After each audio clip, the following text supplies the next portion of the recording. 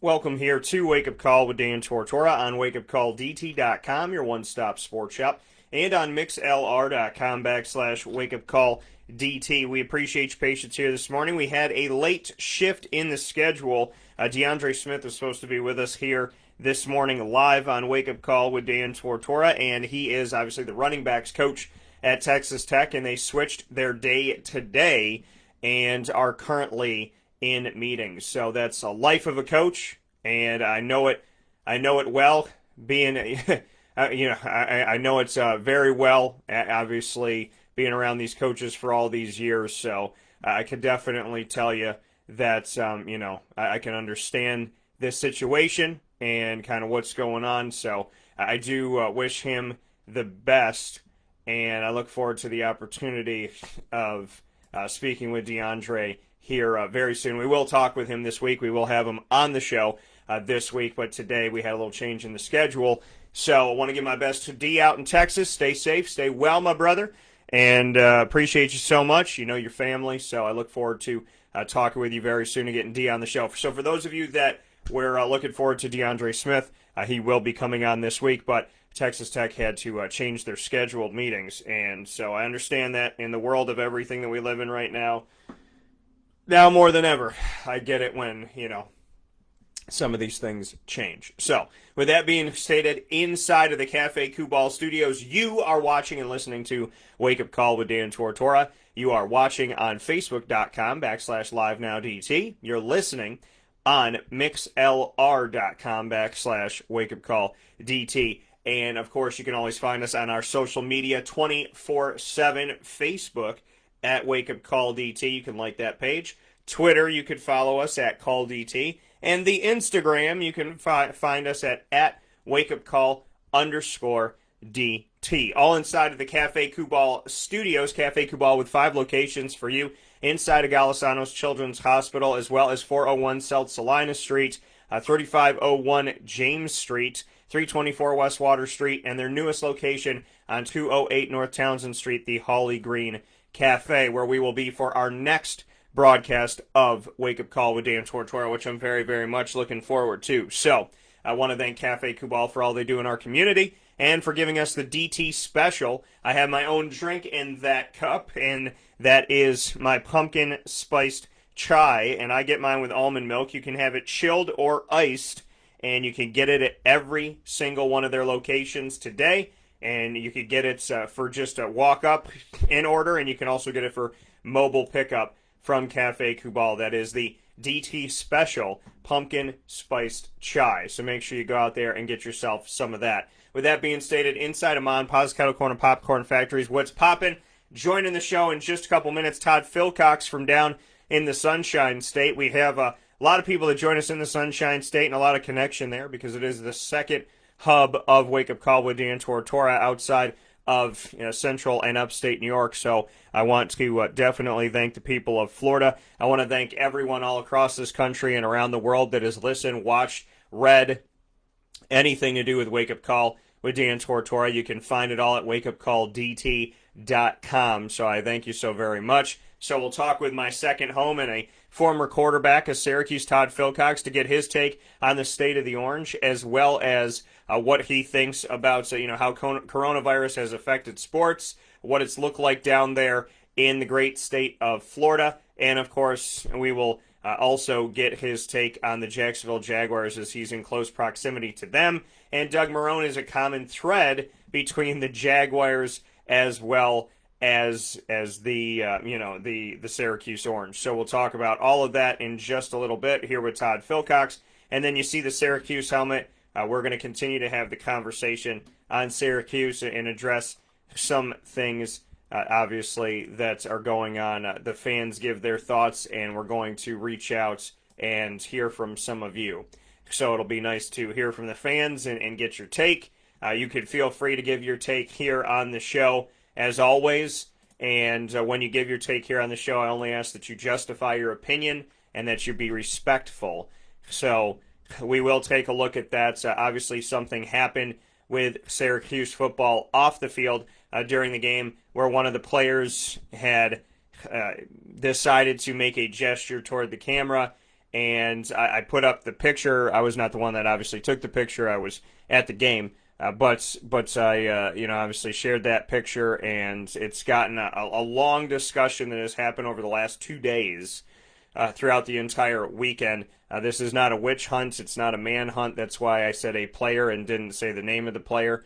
What we're going to do is we're going to kind of just address what you all think about these things, because I think it's important to it show where the program's at, where the frustration's at, lack of leadership, lack of control, and then at the same time, we also have to look at the facts of, how do people view these things, because some of you want there to be a very, very harsh penalty, and some are kind of backing up a little bit. And a lot of Syracuse players responded to that post that I put up as well, a former Syracuse player. So I think it would be interesting to share that with everybody. So we'll find a way to navigate it and find a way to share it respectfully, because I definitely, I just think it's a tough situation. I know the person that was involved, and I expect better of him, but obviously, people make mistakes and things happen, but we're going to address it. We're going to talk about it, because I know that there's a lot of opinions that are out there, a lot of thoughts out there, so we will be addressing that on today's broadcast of Wake Up Call with Dan Tortora, speaking on the state of the Orange, which will inevitably flow us into what some of you are thinking about Syracuse and what happened off the field that was not a great representation of the team, of the university, of the athletic department, and I would say definitely not a good assessment of our city. And I'm born and raised here, so we'll discuss all of that, and I definitely look forward to that conversation, respectful conversation with each of you.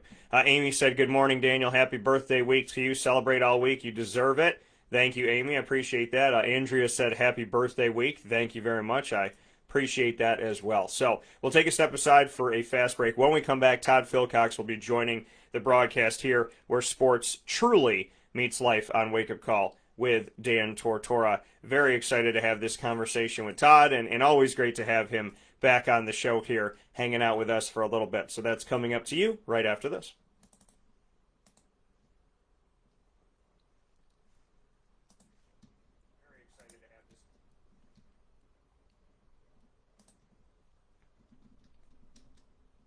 Carvel DeWitt, it's what happy tastes like. Do you know why? Because we make ice cream. Creamy, rich, flavorful ice cream. Not yogurt or iced milk like some of our competitors. Ice cream. Fresh, by hand, daily. For the calorie conscious, we have something new for you. Our new Carvelite. Same great flavor, creaminess, and texture of our regular ice cream, with only 35 calories an ounce. So whether you want an ice cream cake, flying saucer, dasher, carvalanche, hard or soft ice cream, we will satisfy your craving with our fresh, handmade regular or new Carvelite ice cream. Carvel DeWitt. It's what happy tastes like.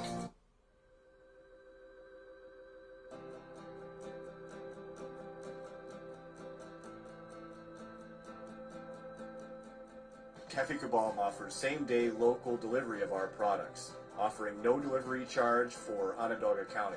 Shop cafecabal.com for fresh roasted coffee beans, cold brew, travel mugs, and all your essential Cafe Cabal needs.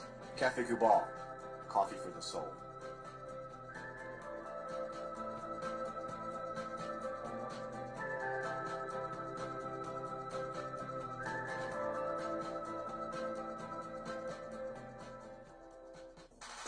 The Wildcat Sports Pub in Camillus, New York is located on 3680 Milton Avenue in the Home Depot Plaza. It is your family-friendly sports bar and restaurant. Folks, some sports bars aren't family-friendly. Some family-friendly restaurants are not sports bars. The Wildcat Sports Pub in Camillus, New York is proud to be both. It is that marriage that you've been looking for years. The Wildcat Sports Pub is your home base for your sports bar and restaurant needs, games for the kids, indoor and outdoor activities, and enough things on the menu to come back every single week and get to try something new. They're open Sundays from noon to 8 p.m., Monday through Wednesday, 11 a.m. to 11 p.m., and Thursday through Saturday from 11 a.m. to midnight. For reservations and party information, call 315-487-2222 for the Wildcat Family-Friendly Sports Pub and Restaurant.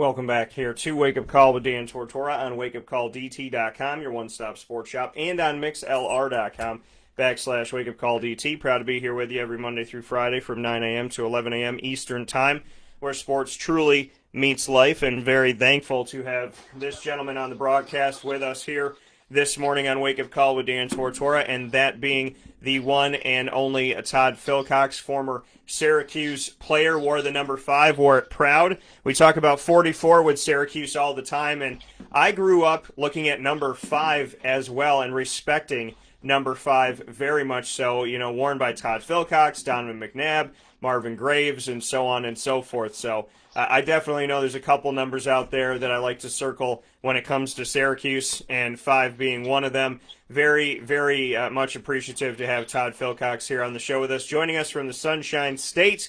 We got a lot to get into today, a lot to discuss when it comes to the state of the Syracuse Orange football program, as well as the Jacksonville Jaguars, which Todd pays attention to down there in the Sunshine State and in his area, and I do as well. And, the common thread of Doug Marrone, we'll discuss that a little bit. And so much. There's a lot to get into and a lot to unpack this morning as we start off my birthday week officially. So my first guest of the birthday week, Mr. Philcox, how you doing today, sir? Hey, I'm doing great, and happy early birthday, I guess. What day is it? It's this Wednesday, October 21st. All right, well, fantastic. Wish you a happy one and many more. Well, thank you very much, Todd. And before we go anywhere, I would love to know, from a business person to a business person, what has life been like for you? Because I know that you do your fishing tours and everything that you had down there. We've discussed it before here on the show. How have you navigated? What's been going on? Were you able to get back up and running and do your thing? What's life been like down there? Yeah, we've been affected for sure, just like everyone around the country. Certainly as we got into the heat of things in March and April, my business shut down, like many that revolved around personal contact, and certainly tourism down here dropped off a cliff and went from 100% ahead to zero pretty quickly. But once we got out of the March and April, I think Florida started to open things back up.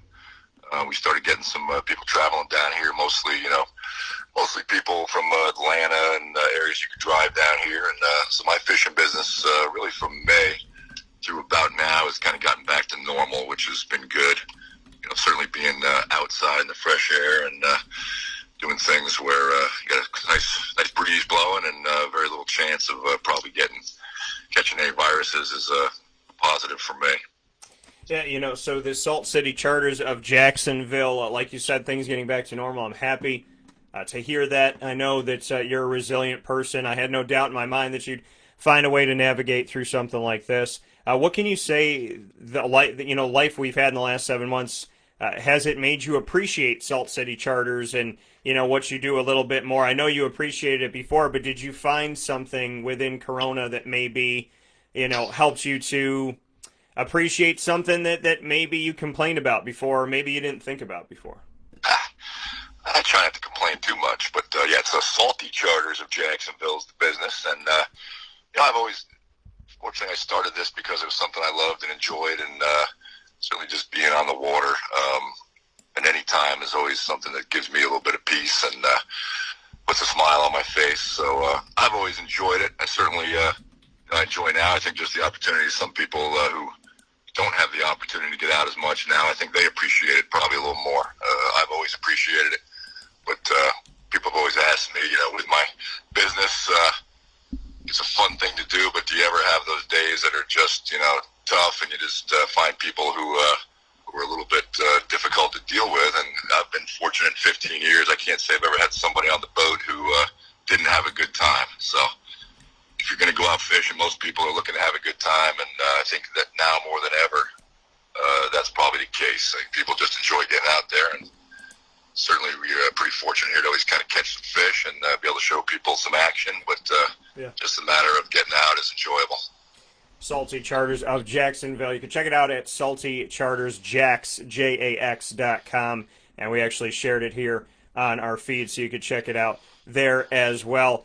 Todd, what is the what's the type of fish that is on this homepage? That's probably a redfish, the bigger fish there. That's Yeah. probably one of our predominant species down here, and we've got a pretty good population. And the fish actually, spawn, and you start catching them anywhere from 12 inches long up to 50 or 60 pounds. So you get pretty much the whole hierarchy of the redfish population. So it's a lot of fun. You can target them in a lot of different ways. We do some, this time of year, we actually get the opportunity to do some fly fishing for them, where you can get up into some real shallow water and stalk the fish as you see them in the shallows. Or you can fish with heavy rods for the spawning fish in deeper water and, pull in probably the biggest fish of a lifetime up in that 40, 50, 60-pound range. And that's without having to even get out in the ocean or really go more than a mile or two from the marina. So, pretty fortunate down here. It's a lot of fun and something I enjoy doing. Coming here from Todd Philcox this morning. Todd coming to us from the great state of Florida, second hub of Wake Up Call with Dan Tortora when it comes to homes for sure. And we definitely appreciate everything that Florida brings. Salty Charters of Jacksonville. You can check that out once again. Salty Charters, JAX.com. Because the weather is, I'm sure, I mean, according to my family that lives in the northern part of Florida, the weather's been pretty nice, still pretty hot. We'll be getting into something that's cooled off, which is Syracuse football. But but for you, Todd, what has the weather been like down there, and has the weather made it any easier to watch the Jaguars play? Well, the weather's been okay. The Jaguars haven't, but no, it's funny. We get some. Hardest thing about boating and fishing is probably the wind, and we do get some northeast type winds blowing this time of year. We've had a couple weekends of some pretty extreme winds, so that makes my job a little more difficult and sometimes a little less comfortable, but still a lot better than being 32 degrees with the wind blowing and the snow flurries swirling around. So no complaints. The Jaguars, on the other hand, we could complain all day, I guess. Tough to see. I think Doug Marone's somebody I consider a friend, and when he was hired here, I was very positive and looked very much forward to him getting this organization going. And I think it's been a lot of different issues coming together, but at this point, they're just devoid of talent. And quite frankly, on the defensive side of the ball, I don't think they can stop a single NFL offense from scoring 30 points. So that's going to make it tough to win games. I think the offense has been playing at a decent to good level. I like Gardner Minshew. I think he's a competitor and gives us the best chance to win. But with our defensive football team, I don't know that they have the opportunity to win another game this year. Yeah, and that's a difficult thing. Syracuse and Jacksonville, two teams that I cover very devoutly, ironically look very similar this year. They have the same, well, I know obviously Syracuse's defense is better, but they have the same record, Syracuse does, and Jacksonville. They're also known for giving teams that are winless their first opportunity at a victory. The other common thread between the two of them, Todd, is Doug Marrone. Is his time done in Jacksonville, in your opinion? I think it's going to be tough. I would expect that they would kind of clean house throughout the upper echelons of management and including coaching. It's tough. I honestly can't explain how they can rid themselves of some of the talent we've had here. In some cases, I understand it because there's guys who just weren't team players. They were low character individuals and they had to go. But throughout this past year, we've lost guys who were high character guys, and we've traded them away for 5th round draft picks, which just aren't going to create a competitive team. I mean, you can find some 5th round draft picks that are certainly going to be helpful, but when you get rid of a guy like Calais Campbell for essentially nothing, and he's still your best player on defense, I don't know how you expect to compete in the NFL. Yeah, so and that's the thing is, and you brought it up. There's talent that the Jacksonville Jaguars had that were problematic and were issues on the team. I've told people plenty of times here on the show that being in that locker room and being around these guys and interviewing these guys, some of them just seeing them, seeing how they act, seeing what they do, seeing how they handle themselves. I said Jalen Ramsey, Telvin Smith, Marcel Darius, and Yannick Ngakoue were all issues on the team. And I've said it for the last 3 to 4 years. These are the issues. These are the problems. These are the guys that are talented. However, I don't know how the team, really moves forward with guys like this. And Jalen's gone, Yannick is gone, Marcel is gone, and Telvin Smith's got his own off-the-field issues and different things going on. And I pray and I hope the best to figuring these things out and, these gentlemen taking care of themselves and being good to others. But, the reality of it all is that is where we sit. The guys that were on the list of players that I said, they're really talented, but I think their problems in the locker room and character issues, they're gone.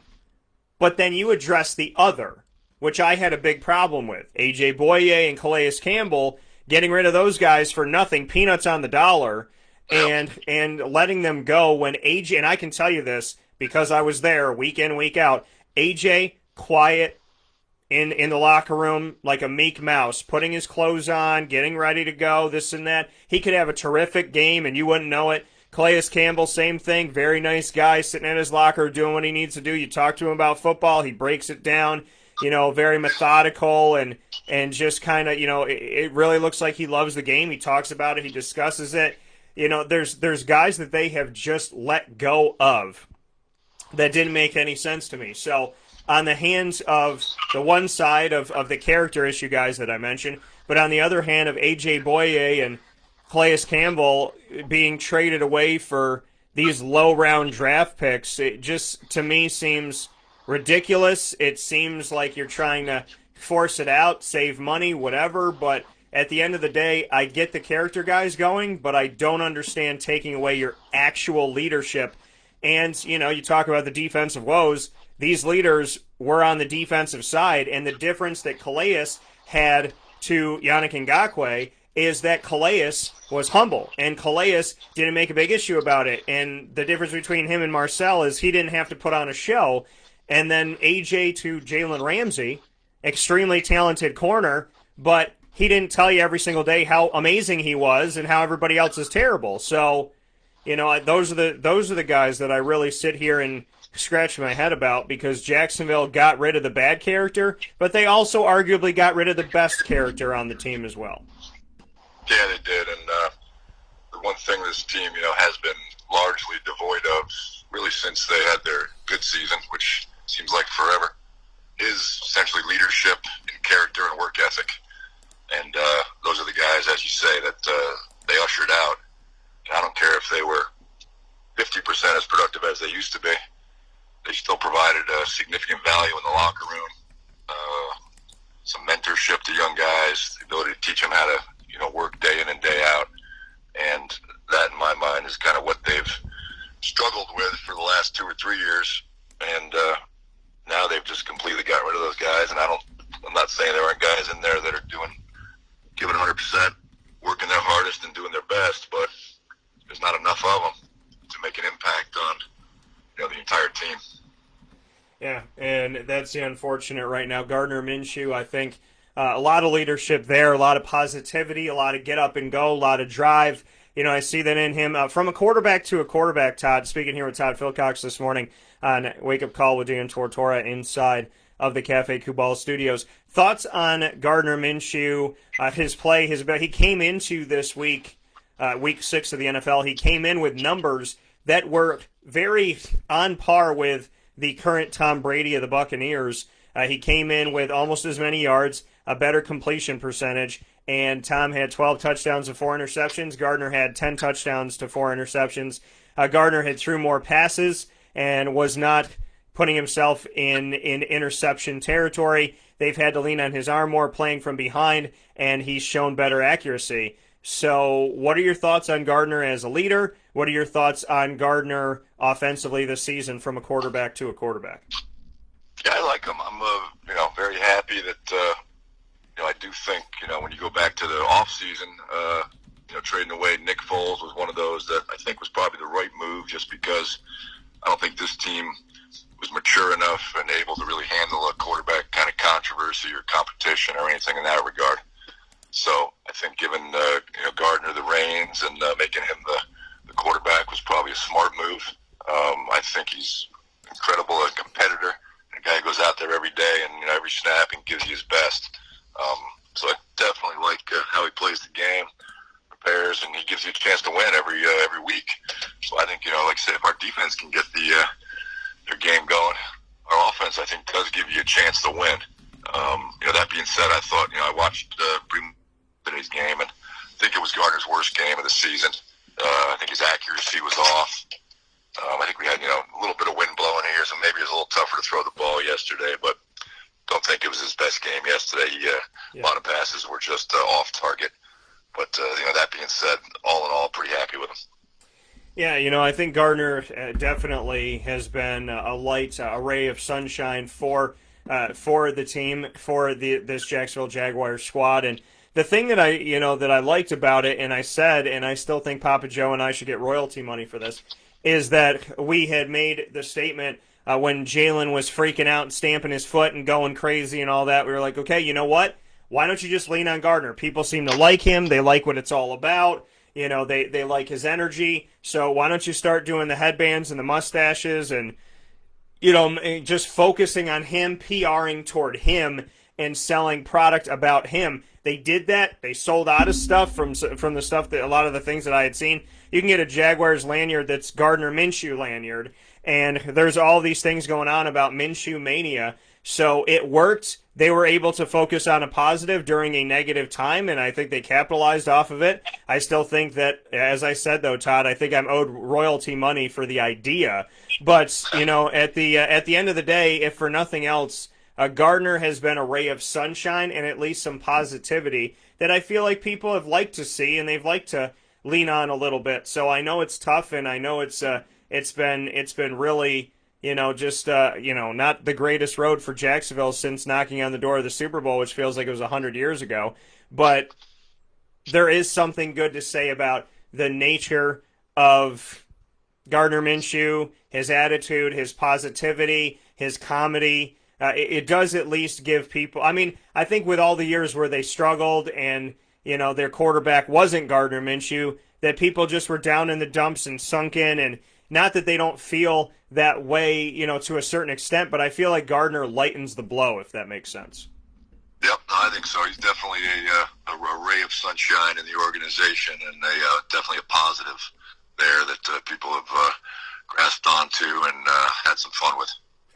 So that being said, Todd, we talk about rays of sunshine. There's not many of them shining through in Syracuse this morning. The Syracuse Orange football team is at a low that reminds me of when Syracuse lost to Akron, the Zips, and I talked about it before, an emaciated kangaroo. I look like an anorexic kangaroo with a beer gut. And when you lose to a kangaroo that looks like it hasn't eaten in days, but that it drinks at the corner bar every Tuesday, you get to really find some stuff in the dark jowls of life. And that was one of the moments that I can honestly point to. And when I was sitting in the press box at the Dome in this loss to Liberty, that's the one thing that I went to. I said, what does this make me feel like? And I went back to Akron. Now, Akron hurt a little bit more because Akron wasn't that good. Liberty at least is undefeated. But can you liken this time of Syracuse football to any other time? Can you liken it to that game, if you remember it, against Akron? Was there another time? When you played at Syracuse, you guys won. I would love to know what that feels like. But, the reality of it all is that Syracuse, more often than not, 4-8, 5-7, 3-win seasons, 1-win season. The Greg Robinson era struggled. Doug Marrone up and down. Scott Schaefer, fantastic at recruiting. Fantastic at bringing guys in, but didn't have the time, I think, that they needed to develop that, and they had to run through different coordinators on offense and whatnot. But ultimately, I think Scott would have turned a corner. I don't know if it would have been more than 6 to 8 wins, but I think there would have been a turn. And then Dino comes in, and it's 4-8, 4-8, 10-3, 5-7, and Lord knows if they're going to win another game this season. So can you liken now to another time in history with Syracuse? Yeah, I don't know. I certainly hadn't been as close to the program, in the past 20 years or so, really, ever since Pasqualoni had left. It's kind of reminds me of the situations where you have a coach who has done a very good job, has a great message, but after a number of years, sometimes that same message just doesn't have the same effect on the team. You keep hearing the message, and it's a good message, but it gets old. And it reminds me, that's kind of, I've seen some coaches in the NFL, and that's the one thing that is the hardest part about coaches keeping jobs for that 10, 15 years, like a Bill Belichick has done. Because the message, that same message over and over again, eventually guys kind of stop listening to it. They close it off. They don't keep the same work ethic, don't get the same, charge out of that message. And it seems to me that might be what's going on in Syracuse. It's hard. It's to try to consistently keep the effort and the intensity up over a long period of time and continue to build on it is the most challenging thing from a coaching perspective, I think. And I think this seems to be what's going on. Yeah, and like you said, the message. What message do you think is not going through? Is it the faith, belief without evidence one that he had brought up before? I mean, is it this orange is the new fast? I mean, what is the message that you think is not getting through right now of the things that Dino has said repeatedly, or what they've tried to model the team as, the orange is the new fast moniker, and having that as a hashtag online, that's one. And like I said, the faith, belief without evidence, which I honestly haven't heard him say at all now that the season has started. Not much, maybe once or twice. What is the message that you think has maybe gotten a little bit old? Well, I don't know if it's a specific message. I guess it's more the fact that it continues to come from the same source, and and that's not a knock on Dino or anyone else, but from my perspective, I recall throughout my career, mostly more the NFL, playing for coaches like Sam Weish, or even played for Pete Carroll for a short time in New England. All great coaches, but after a period of time, players unfortunately tend to tune out when they've heard it over and over again coming from the same voice. They just need a different approach sometimes, unfortunately, to snap them out of a funk and get them back to a work ethic and, really just a fear factor even. I think people become too comfortable after a period of time, and there is no more fear factor as far as losing their jobs or, losing what they love the most. And that's kind of more what I'm talking about as far as the message. That coming here from Syracuse Orange football alum, quarterback Todd Philcox, joining the show here this morning on Wake Up Call with Dan Tortora inside of the Cafe Kubal studios. Malik Willis, the quarterback on the other side for Liberty, Syracuse, for the second time this season, he got 80%. He had an 80% completion percentage. He did that against Syracuse. He's a running quarterback. He threw 20 passes.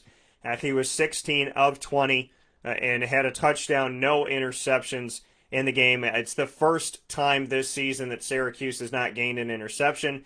Syracuse started the season with all of their first 4 games getting at least 1 interception and, leading the nation in takeaways as well.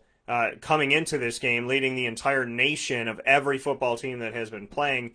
They had 14 takeaways, 8 interceptions, 6 forced fumbles, which they also recovered. This game was different. This game did not look that way. The defense has been the one bright spot of Syracuse this season, and it was not the bright spot in this game by any stretch of the imagination.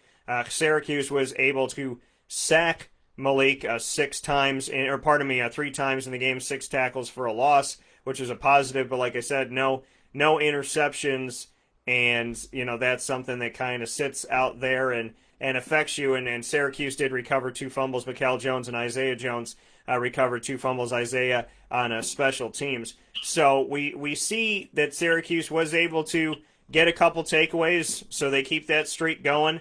They now have 16 on the season. but to be a team that leads the nation coming in to this game in takeaways with 14, leads the entire country.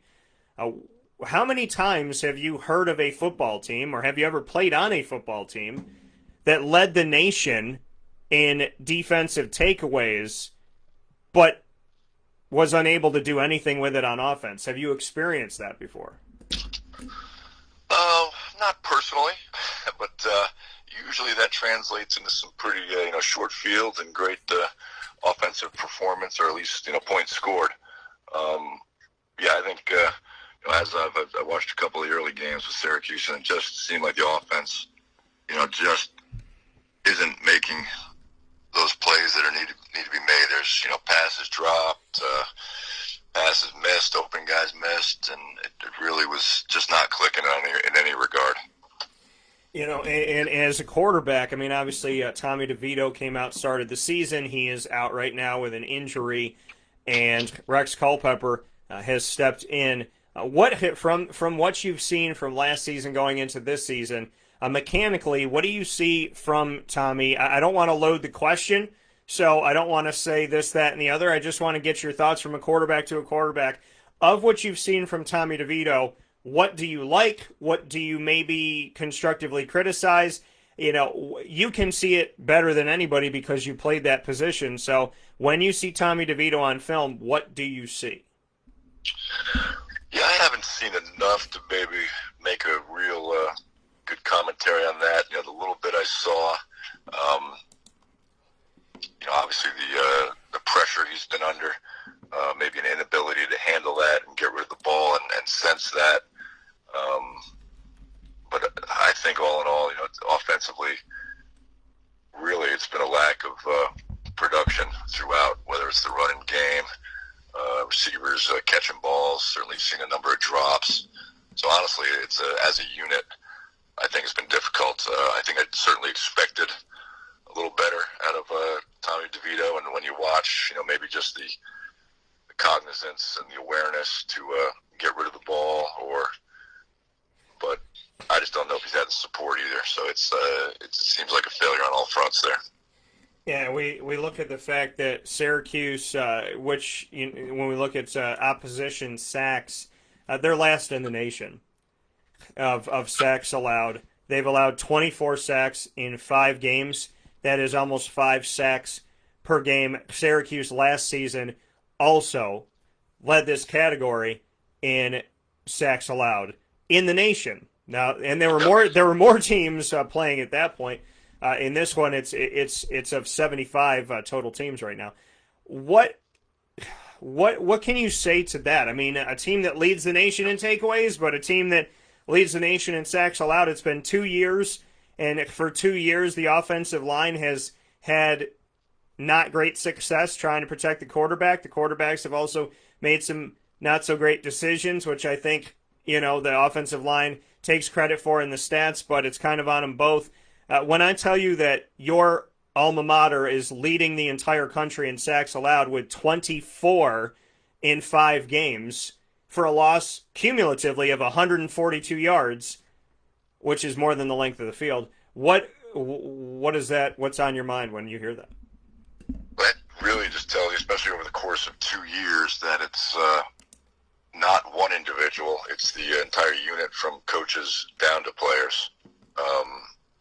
Coaches who are seeing that have to make adjustments, and those adjustments have to be communicated to the players and to a point where they make the changes necessary, whether it's moving the pocket, whether it's throwing everything on a 2-second count. And I know they try that. They try a lot of these quick screens and things like that.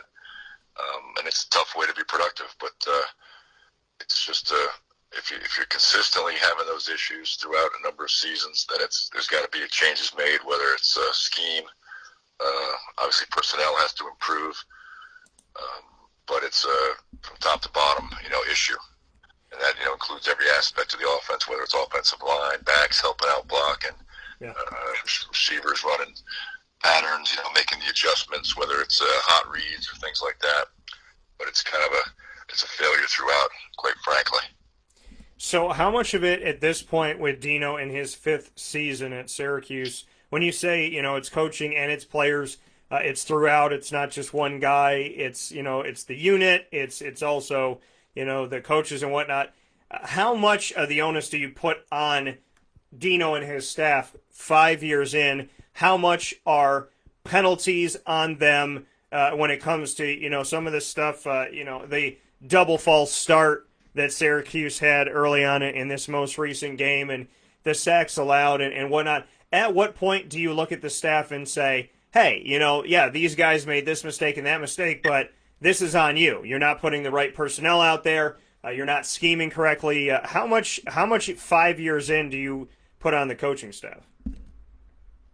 It's got to be, this a significant aspect. It's got to be at least half the responsibility.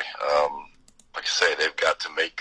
If it's 4 games where they lead the nation in sacks, then maybe you're having a bad year. If it's 2 years, then there's something that has to be changed.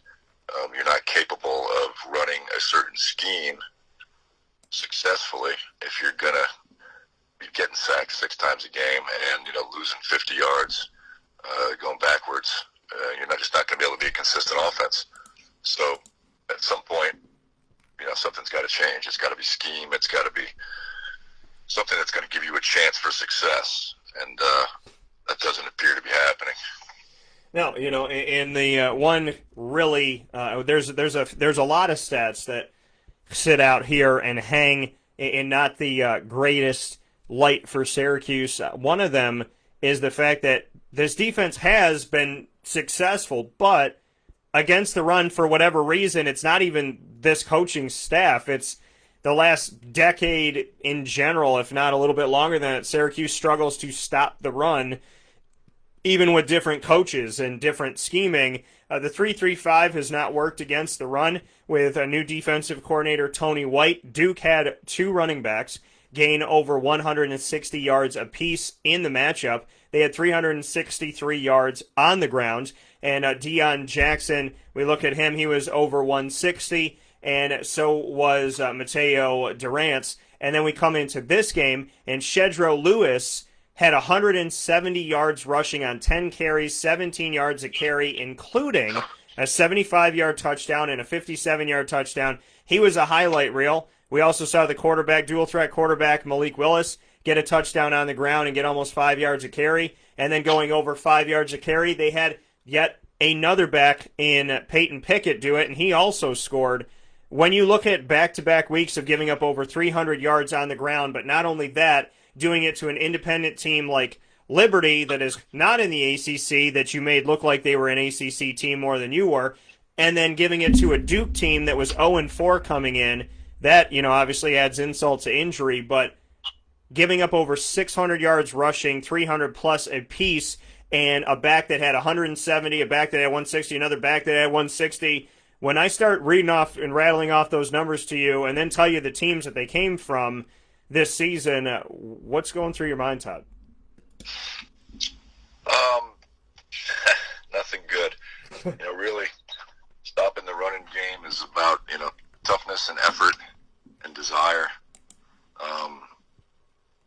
And just don't see, it's a tough position, the defensive line, linebacker positions. You got to put your body in there and throw your body around, and I'm not sure we're seeing that. Yeah, it's definitely been tough. I mean, as an alum, the level of frustration for you, I mean, what can you say to that, seeing that you went through success? You know what it's like to experience winning in Syracuse. It feels like a long time for people out there that, it feels like forever for some people. And if you were born in the 21st century, it feels like it never happened. But, there's the reality that you were successful. You guys won. You did things that you needed to do. I mean, I go back to, the 1987 season, and I know that you didn't have a ton of time out there on the field in that season, but that was an undefeated season. There's only been 2 of them in Syracuse history. Happened in 1987 and happened back in 59 with Ernie Davis. And then we look at, 1988 when you went out there threw 234 passes, 60% plus completion percentage, over 2,000 yards, had 16 touchdowns that season. We saw success then. Syracuse's offensive line in 1989 was ranked the number one offensive line in the nation. Now they're the worst offensive line in the nation for 2 years in a row. You experienced what it was like to go undefeated, to be ranked, to, get everybody's best game, and it didn't matter because Syracuse's best game was better. So, bring me into, you were living in a totally different world when it came to Syracuse football. So, like you said, I know that what's going through your mind is nothing good, but as an alum, as somebody who cares about this program and helped to build this program, how do you respond to what's happening to it? Because I can only imagine it's like going to a building that you erected, seeing that building start to crumble and seeing a bunch of cracks in its foundation. Yeah, it's been a challenge these past few years, certainly. I do recall just a few years ago going down to the last bowl game we played in, and that was a lot of fun just to kind of relive the successes that we had enjoyed so much back in the late 80s into the 90s. The mix of the team and the recruiting and the types of players you bring in, I think, have just a huge impact.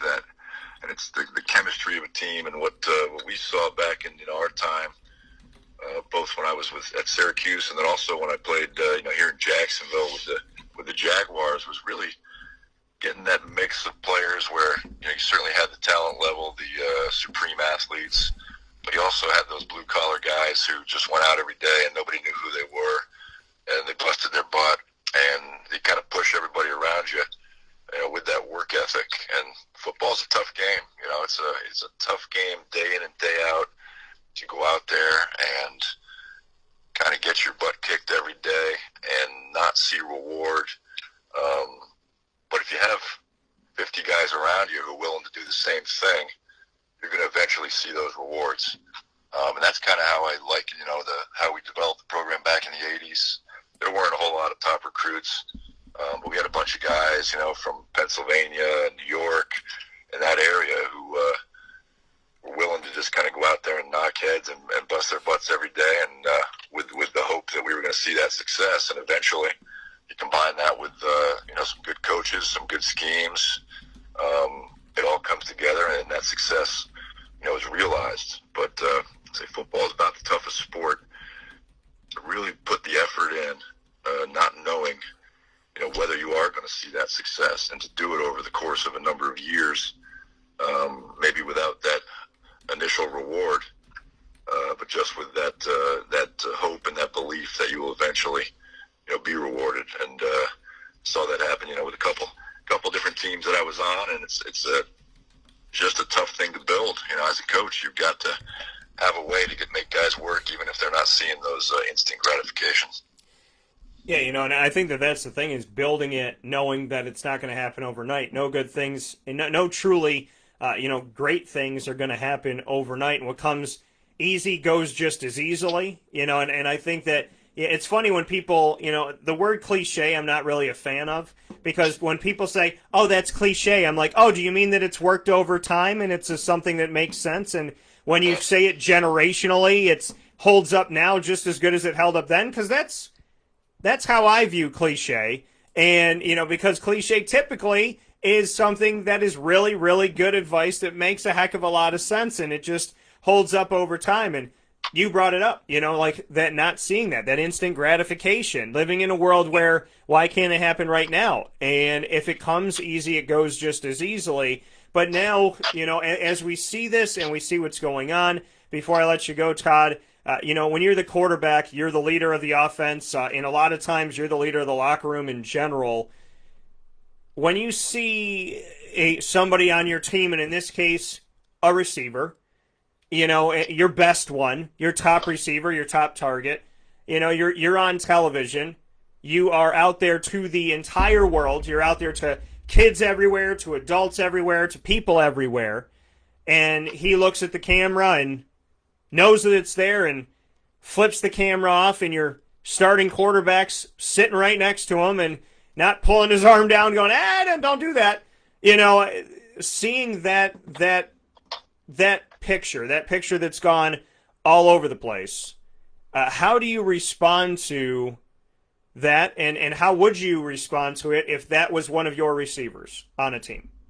Yeah, that's certainly the character aspect of the game. Where you just got to have kids who know that there's acceptable responses and there's not acceptable responses, and then when you do things that aren't acceptable, there's got to be a ramification. So certainly it's got to be followed through, and this should be put on the bench, and you certainly there's got to be a reaction to that tells your team that's just not going to happen. And it's obviously this world here now is a little different, that you can't do some of the things that maybe we got away with in the past with all the iPhones and everything around. You just have to be cognizant of that as well, and it's tougher. You've got to watch yourself at all times. You're never really out of the camera anymore, so it makes it tougher on these kids. Yeah. But they live in that world and they know that, and so they've got to just know how to react. And obviously that was the wrong choice. I don't know the individual. I don't know the history there, but there's got to be something's got to be dealt with in the team, and it should be dealt with relatively harshly. How harsh of a penalty do you put on something like that? Well, I think certainly getting benched for at least a game is not beyond reasonable. Yeah. There's got to be a message that's given to the team, and really any future players at Syracuse, people are being recruited. They've got to show the parents of recruits how this program's going to be run, and I think it's something that's got to be dealt with. Absolutely, and I think and that's, again, we talk about where is the control of the ship, and that goes all the way to the top. Robert Drummond, a very, very good friend of mine and somebody who you got to play with, he just put out, "That's my quarterback."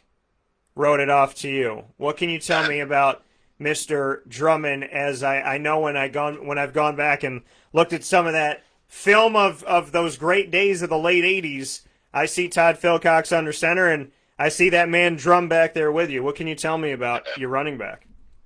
We had I was a very fortunate quarterback, and then I came into a team that was pretty much loaded with talent. We had developed over those previous years.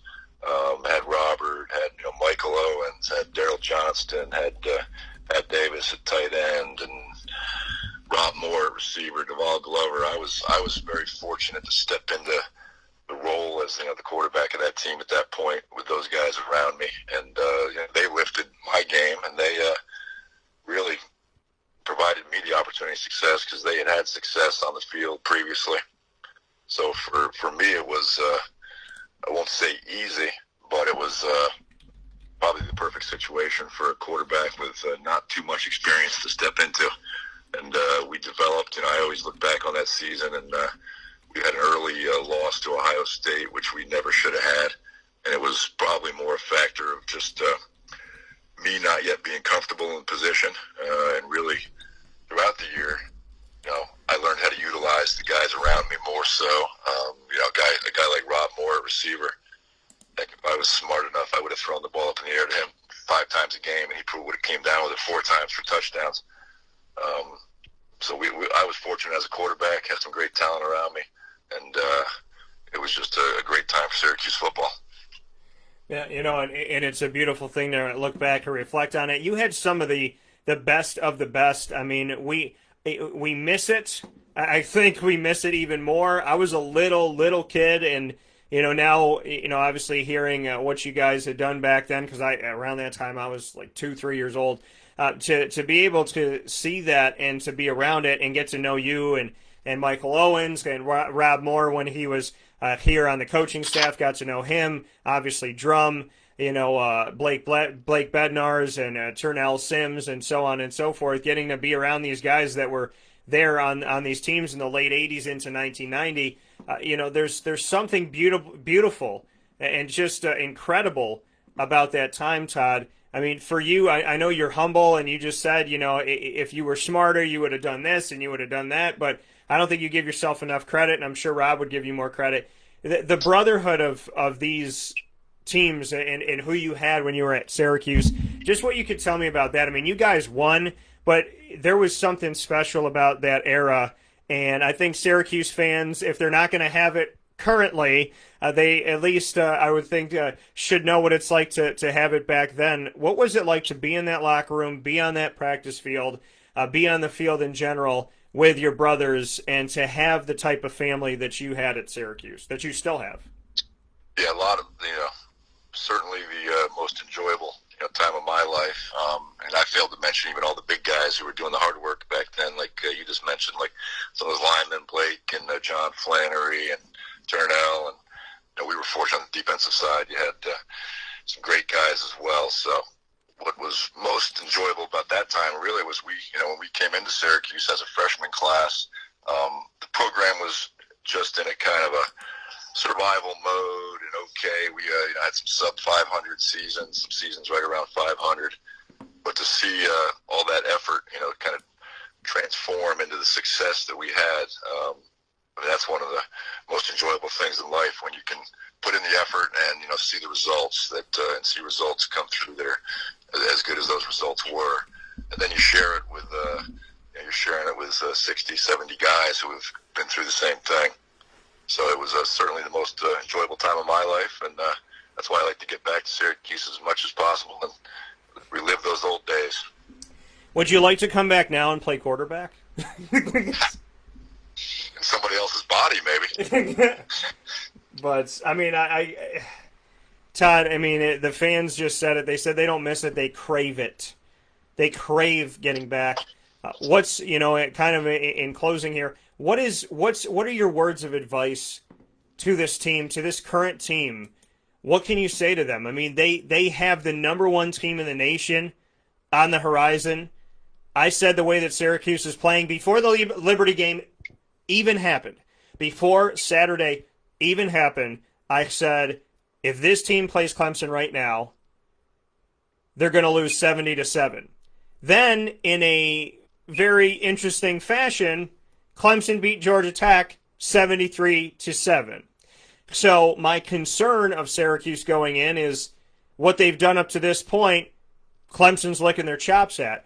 What advice can you give to this team right now, knowing all of the things that we've talked about, statistically where they've been, having the ball for the same amount of time as Liberty, pretty much. It was almost dead even 30-30, and Liberty did more with it, having almost as many possessions as Duke, 13-14, and seeing Duke do more with it. We've seen back-to-back games where Syracuse has not looked good by any stretch of the imagination, but it's not because they didn't run pretty much the same amount of plays, had the same amount of drives, had the ball for the same amount of time when it came to Liberty.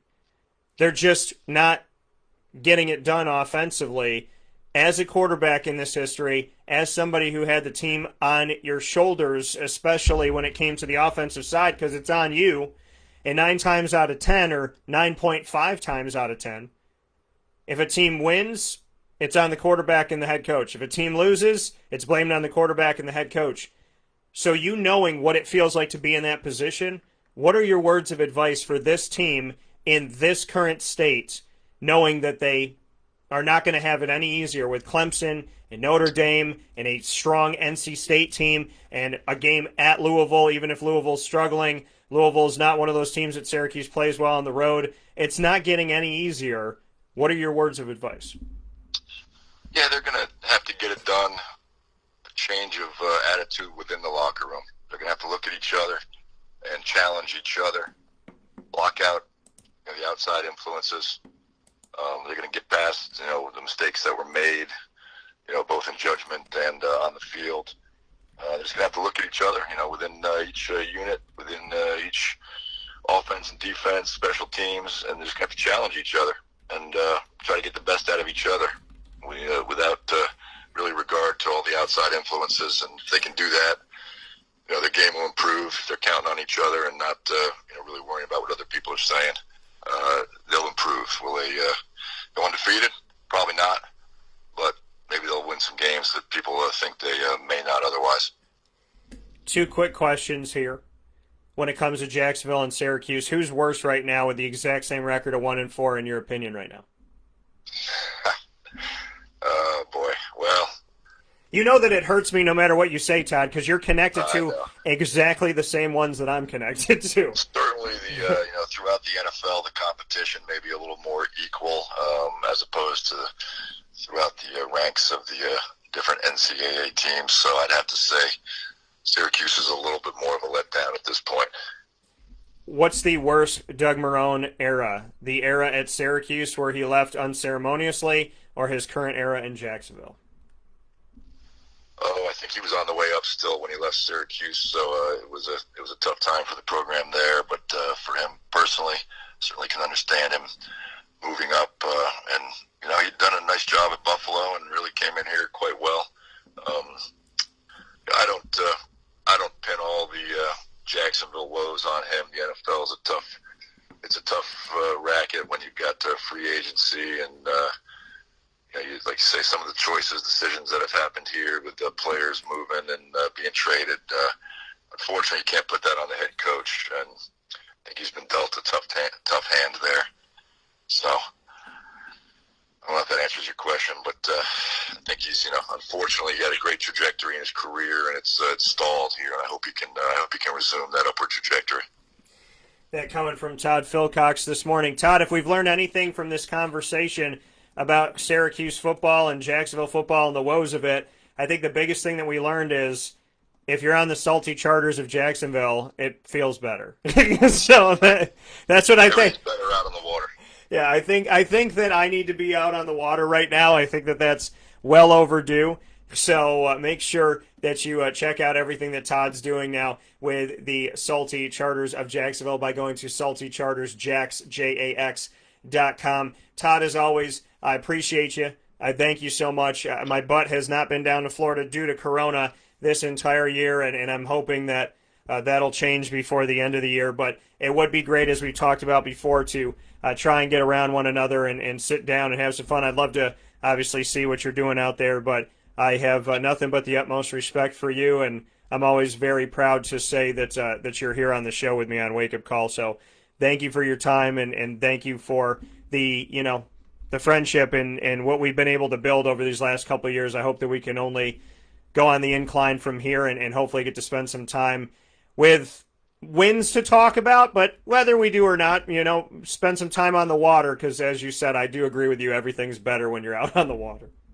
Absolutely. Well, thank you for the time. Enjoyed it, and we'll keep our heads down and keep open for better days in both programs. And no matter what, my birthday's on the same day every year, so I'm going to enjoy that. Have a great week. Thank you, Todd. Take care of yourself, and God bless to the family. Thank you. Same to you. Bye-bye. Take care. That coming from Todd Philcox once again here on Wake Up Call with Dan Tortora. I appreciate him very, very much, and thank him so much to have him on the show. Very, very just great, as always, to talk with Todd, and I love talking with all these guys. So it's always my honor and my pleasure, and it's always hard to say see you later. I don't say goodbye. It's something that people realize of me. I don't say goodbye. If I'm on the phone with you, I always say see you later, or I say see you. The reason why I do that is because I don't like to finalize a conversation. I like to be like, all right, bye. You know what I mean? So I don't say goodbye because my hope is that I'll see you later. And they're like, well, Dan, what if something happens to the person that you're talking to? Then you've never said goodbye to them. I was like, yeah, but I want to say see you later. My hope is that, we will have more time together. So that's why I say see you. I don't say goodbye. Goodbye is final. Goodbye is like, to me, it's like one of those, you slam the steel door down. So I don't say goodbye. I just say see you later. And it's something that I've carried on for years here now. And it's always hard to say see you later to the people that are here on the show because I appreciate them so much and I really enjoy the time. So God bless to Todd Philcox, and see you soon, brother. So we'll take a step aside here on Wake Up Call with Dan Tortora. When we come back, we will continue to address Syracuse football. That's why you see the helmet there. We will talk about the incident, and I will get to your thoughts because so many of you responded, And I feel that it is important for me to go through. Alan said, "See you later." That's cool. I think it's important to go through kind of what happened. And like I said, this isn't a witch hunt. The person that was involved with this is somebody that I care about, I care for, and I want to see do well. I want him to have a great life, and I know that moments in college are precious. I know that his moments on the field are precious, and so we will address this in the bigger picture and hear what you have to say, because you, the fans, have had many comments, many comments, and I appreciate all of the comments that were said respectfully, and I appreciate you putting them out there. So we're going to get to those. The players, former players at Syracuse, you have had a lot to say as well. You commented on these, you commented on the same post as the fans did. So I will get to that post, and I will read those off in just a little bit after this fast break on Wake Up Call with Dan Tortora, and we will have that discussion here.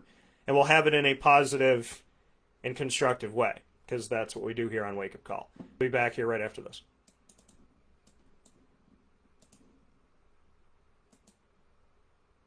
I'm George Townsend of Honda City with some good advice when buying a new car. The true cost of owning a new car is determined by the appraised value when you trade it. No vehicle appraises higher than a Honda. Next, look for low APRs and deep discounts. You also want low maintenance costs and great fuel economy. That's why my advice to you is to buy a new Honda. Looking pre-owned, visit our Honda Certified Used Car Center. Honda City, 7140 Henry Clay Boulevard, Liverpool, or HondaCity-CNY.com.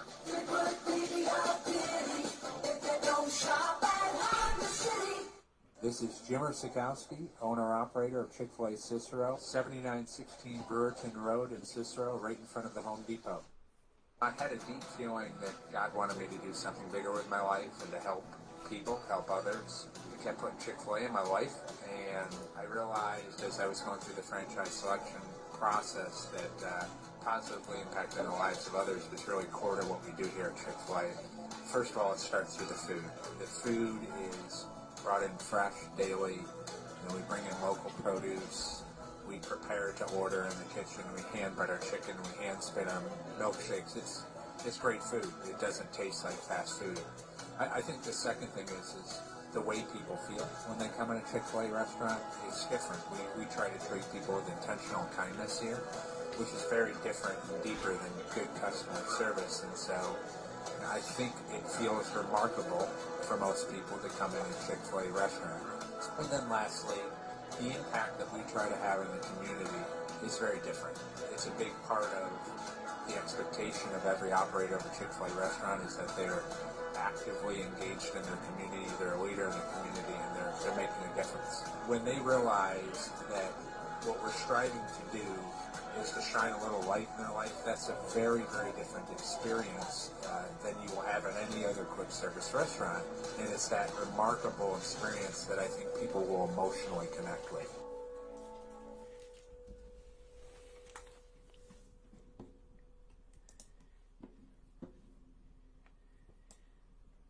Welcome back here to Wake Up Call with Dan Tortora on WakeUpCallDT.com, your one-stop sports shop, and on MixLR.com/WakeUpCallDT, as well as on Facebook Live on Facebook.com/LiveNowDT. You are watching and listening inside of the Cafe Kubal studios. Cafe Kubal bringing you all of your favorites, whether it's the coffees, the teas. My favorite, the DT Special Pumpkin Spice Chai. The cookies, which are absolutely incredible. The sandwiches, everything that they have there, the cold brew. You got to try it all at Cafe Kubal. Listen, whether you're a coffee drinker or not, whether you want this cookie or that, whatever it may be, they got something for everybody at Cafe Kubal. And I love the experience. I love them being here in our community. I love that it is a local business that is ever expanding and growing, and I love that they're here with us. So make sure you head out to the Cafe Kubal locations today, 3501 James Street, 401 South Salina Street, as well as inside of Galisanos Children's Hospital, 324 West Water Street, and the newest location on 208 North Townsend Street, the Holly Green Cafe, where we will be for a show coming up here in October. And make sure you stay tuned to our social media to find out when. And that'll be on. We'll be posting that on Facebook at WakeUpCallDT, Twitter at CallDT, and Instagram at WakeUpCall_DT. DT. So, with all that being stated, inside of Ma and Pa's Kettle Corn and Popcorn Factories, what's poppin'? I want to make mention of you to go to maandpaspopcorn.com to get your popcorn ready. DT20, if you're here in central New York and you're watching the games tonight, the doubleheader for Monday Night Football, which why wouldn't you? Make sure you go to Ma and Pa's now. But you can order online and pick it up in the store and still get the 20% off. So if you're going into the store on 201 Old 7th North Street in Liverpool, go online and do your order so you get 20%. DT20. Make sure you do that. maandpaspopcorn.com. Use the promo code DT20. Or you can have it delivered to you here in the area or anywhere in the world. Use the promo code DT20. That's all it takes. You go to maandpaspopcorn.com. You click on what you like, and you type in DT20. And so make sure that you do that. And I appreciate everybody that has, and I thank you so much for doing that. And especially everybody that's going to do it here today. So much thanks to you for that. With that being stated, it's time for me to get into my conversation about what happened over the weekend. I promised that I would give you your thoughts. I'm not going to put the picture up here. You know what happened. I will describe it. Now, one of the Syracuse players on the offensive side of the ball saw the camera on television, decided to middle finger the camera. This was carried on television in the moment, and there's a couple players that are sitting, there's a player sitting next to them, kind of just looking up at the camera. They know where the camera is, and this player is flipping off the camera. My statement on this was, this is unacceptable. People are frustrated, I get that. But when you do this, you are not only representing yourself, you're representing this university, the football team, athletes, and my city and hometown. I know there's negative emotion, but we must turn it into a positive. Negative on top of negative just makes a pile of stuff that never comes up smelling like roses. Your responses are as follows. Joe M. said, so he will be talked to by the coaching staff and someone will apologize, and that will be that.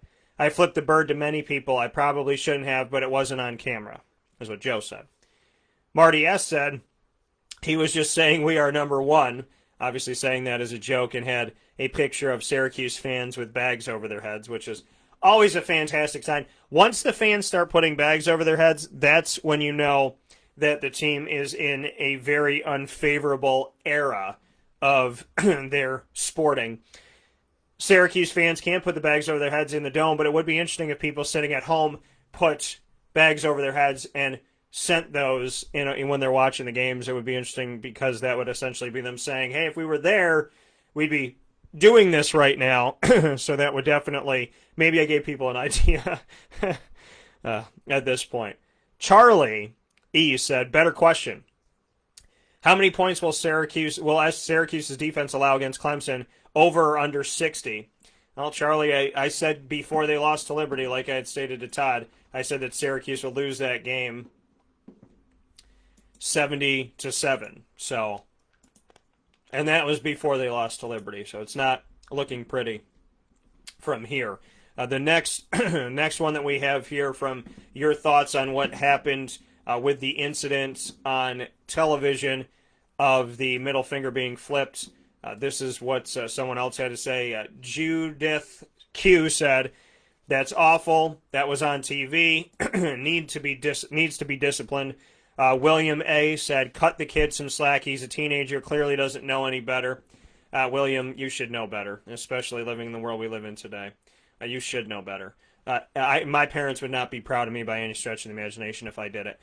Edward O. said, 100% wake-up call.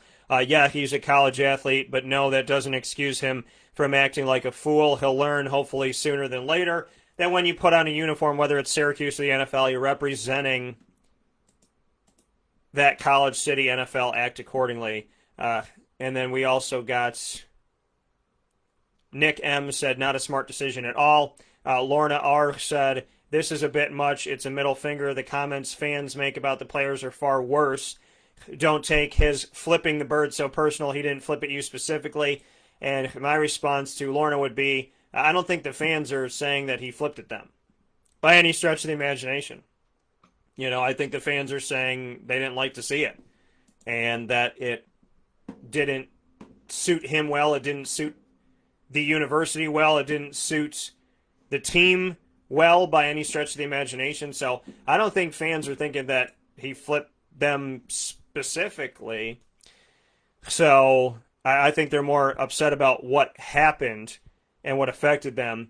But I will also agree with Lorna that fans sometimes say some horrible things, and I call those people fanatics. There's a difference between a fan and a fanatic. A fan supports you no matter what, morally. You know, I mean, you're not going to support the middle finger. But fans support you win or lose. Fanatics take out their dirty laundry on everybody. Chris responded to Lorna, said, "We got some snowflakes triggered by the middle finger. Y'all don't own the team or the players. Shake my head. Stop with the BS. Y'all, it's definitely not that serious." I can understand people being upset, but we'll get to, I think, why somebody makes a statement like this, like Chris made a statement like this. Scott M. said, "Suspend him for 2 to 3 games. Make him do community service. That's disrespectful and unsportsmanlike." We got some replies to Scott here. He said, "Never going to happen." Then he said it should.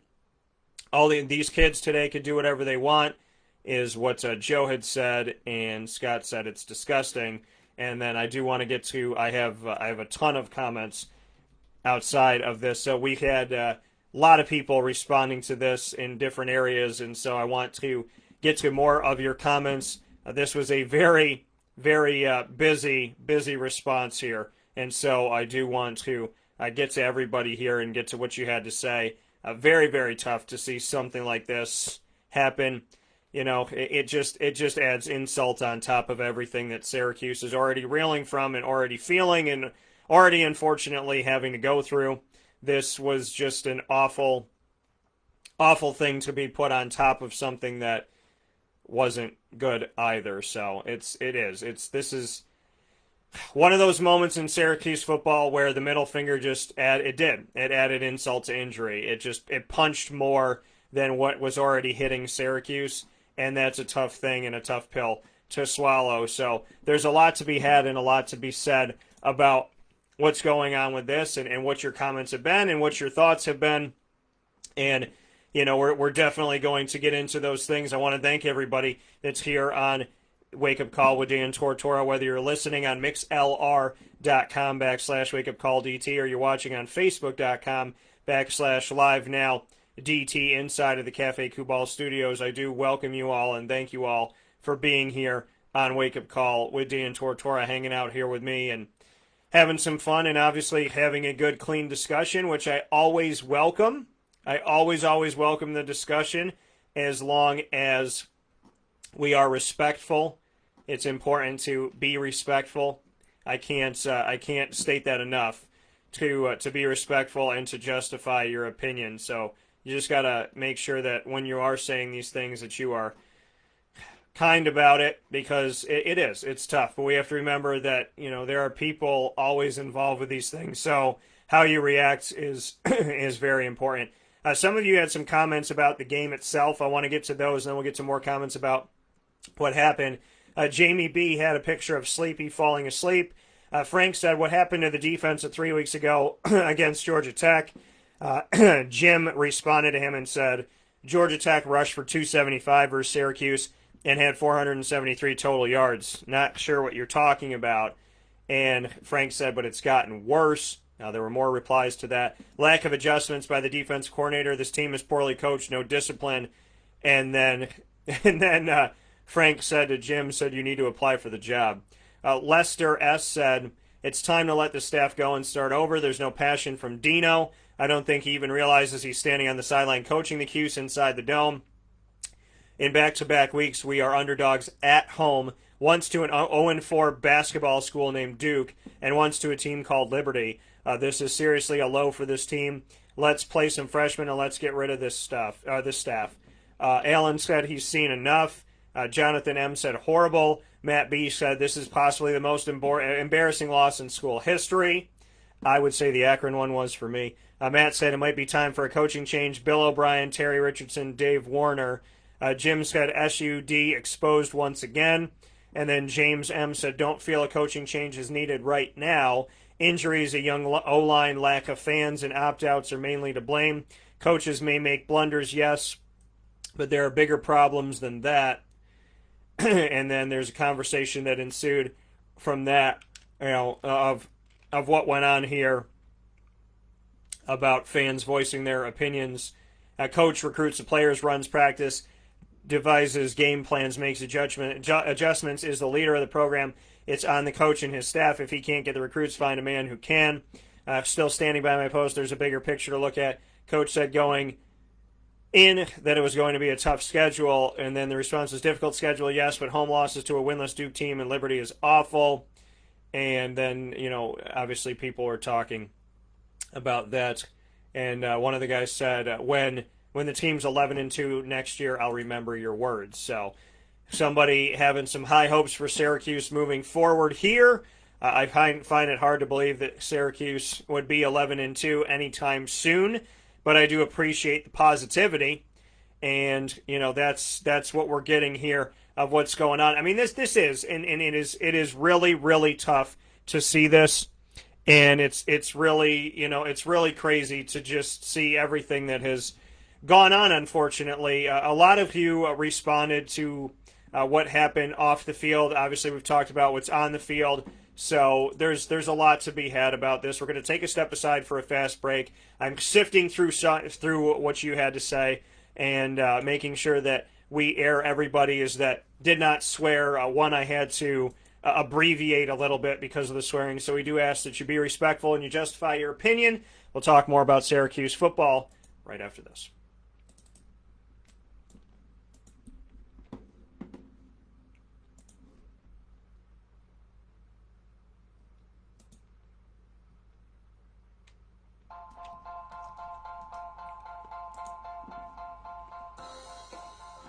Cafe Cabal Mobile Cafe brings the cafe experience to you.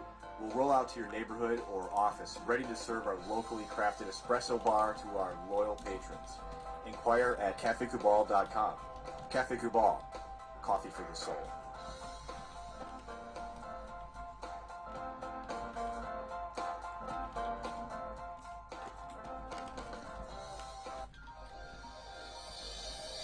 Ma and Pa's Kettle Corn and Popcorn Factory, located on 201 7th North Street in Liverpool, is home to over 40 flavors with more than 200 flavors in their total wheelhouse. Sky's the limit for this sweet and savory Central New York company. Keep it local at your parties, fundraisers, wedding showers, baby showers, and more by calling 315-450-MA-PA. That's 315-450-6272 for popcorn bars with custom flavors and colors at your upcoming event. Make sure to visit them on 201 7th North Street in Liverpool, New York. And for more information, go to maandpazsnacks.com. Ma and Pa's Kettle Corn and Popcorn Factory. How corny are you? The Millhouse Market, located on 3790 New York 13 in Pulaski, New York, is worth the drive every time. Make sure you head out there, but download their app first on the Apple app or Google Play Store by searching Millhouse Market. You'll have the entire menu at your fingertips of all their salads, as well as their quinoa bowls, their rice bowls, their pizzas, their sandwiches, their breads, desserts, everything that they have on the menu. All of their drinks will be there for you as well. Easy to navigate through the app. Get what you want. Use contactless pay. Don't have to hand your card to anybody. And you could pick it up by sitting in your car, driving right up to their carry-out window at the Millhouse Market on 3790 New York 13 in Pulaski, New York. Absolutely, positively worth the drive every single time. With that being stated, back here on Wake Up Call with Dan Tortora, as I said, we are going through and sifting through your thoughts this morning inside of the Cafe Kubal studios, and MonPazPopcorn.com's What's Poppin'. You see that helmet right there. What's poppin' this morning is what you had to say coming off of the loss that Syracuse had to Liberty, and of course the thing that happened off the field, which was caught on television. More of you gave your thoughts here. Jerry K said sad. Tim K said, I hope Abers has some words and maybe some pine time for this, which obviously means for him to sit. Andre M said, not a smart move, dude. Clinton E said, in total agreement. This is totally unacceptable and does not on any level represent Syracuse. Time to move on. Joe A. said this is not acceptable. Tom M. said I see a pending suspension. John F. said send him. He's a class act trash. I would say that that's harsh. Definitely harsh. I don't think the kid is trash by any stretch of the imagination. It was not a good decision, but I don't think that he's a bad kid. I think he just made a bad decision. And unfortunately, he has definitely addressed over these last couple weeks when, against Duke, he was slamming his hand into the ground. And you're a wide receiver doing this, by the way. You need those hands. But slamming his hand into the ground, screaming, take his helmet off, throwing his helmet. We've obviously seen that this player has struggled to hold back his emotions. We got sit him out this season. Always be proud of who you represent. He flipped whoever off. Not a good look. He should be ashamed of himself. That comes from a mom, because my mom would kick my tail if I did it. Riff said, pull his scholarship. I'm going to stay away from the second part of this. Jason D said sports. And if I abstain from saying any one of your comments, it usually has to do with swearing or a direct attack, because I'm not going to air those on the show here. So, Jason D said sports reveals character. Hopefully he will learn from this. I agree. Andre said bad choice. Martin H said cut him from the team, take away his scholarship, give his scholarship to a walk-on member of the team. So that's what he would do. And I find that too, I wouldn't cut him off the team completely. I do know that he has had more than one incident, and they've been in back-to-back weeks that we have seen. And that's not to say that there's not other incidents that could have happened. So I can tell you that I wouldn't cut him, but the idea of giving his scholarship to a walk-on is a really cool thing, because it helps out somebody who's working really, really hard, who maybe appreciates or is displaying that he appreciates being where he's at a little bit more.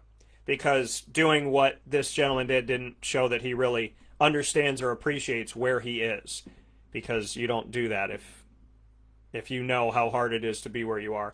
Patrick C. said he needs to be thrown off the team, period. Jerome Smith, who played for Syracuse, said, LOL, no way. Jerry H. said, some of you guys are calling for overkill. Let him watch the next game from the stands. He'll catch on quickly enough. I can understand that. Ryan Sloan, who played for Syracuse, also gave his thoughts. Everyone's saying pull his scholarship, all this other crazy stuff, as if when you guys don't get mad or upset, you've never acted out of character. Well, we're all human. The kid was frustrated. Sit him for a game or punish him in practice. Extra conditioning, 5 a.m. workout. No need to pull his scholarship. Fans are always quick to criticize athletes and put them down for doing stuff as if we're all not human. On top of that, he's a young teen man. You're going to take away his education as if he violated Team NCAA policy. Crazy talk. I can understand that. Like I said, I wouldn't cut him, at this point. Bubba, who's been a longtime fan of the show, Bubba Gray said, that's the wide receiver that dropped the other perfect pass Culpepper threw yesterday. He needs to be benched for this in this picture and his performance yesterday. So Bubba's saying, hey, bench him for putting up the middle finger. Also bench him for not catching that ball that would have been on Liberty's 10-yard line, and that drive instead ended with Syracuse punting it away, coming away with no points. Corey Winfield, who played for Syracuse, also said, this is totally unacceptable, but at the same time, y'all don't know the feelings when you're on the field and you practice hard all week to get well, I can't read this part because Corey swore, but a blank outcome. It hurts. And I understand how this kid was feeling at the moment. You feel like saying blank everybody and blank everything. He just showed it the wrong way. Y'all want this kid to be off the team and lose a scholarship because of a finger? Out of here with that. Kid made a mistake. Give him his 5 a.m. punishment and move the blank on. Marty N. said, this is not right at all. I know he's felt the wrath of Coach Babers. We don't know if he has. We'll see if Coach addresses that this week. Nick DiMartino, who I've known for a very long time, said he needs to sit. Paul K. said, yes, this is unacceptable. Yes, his team should correct his behaviors Yes, consequences should be put into place, but why do we always feel the need to point out negative behaviors instead of positive ones? We, the media, shouldn't be playing any part in saying what should happen to this guy and or ruining his life. People make mistakes, understanding he is in college, still maturing and learning who he is. So, I didn't say anything other than the fact it was unacceptable. I didn't say what to do. But Paul's saying, basically, he's learning who he is and people make mistakes. And yeah, people do make mistakes. It looked like he knew exactly what he was doing. DPC said, I hope those calling for a scholarship to have the same energy when guys get DWIs and have other off-the-field infractions. Sonny Spira, who played basketball at Syracuse, said, let the coach handle it internally. We don't need to comment unless we see nothing done. Andy responded, said, I must say I enjoy your post responses, especially when it comes to SU sports. We really show a pragmatic side that most will not see, use, think, or speak. He said, thanks. Sonny said, thanks. As bad as we looked and most people want a pound of flesh, this was a young man making a poor decision. He will have to be held accountable. We've hired great coaches. Let them coach.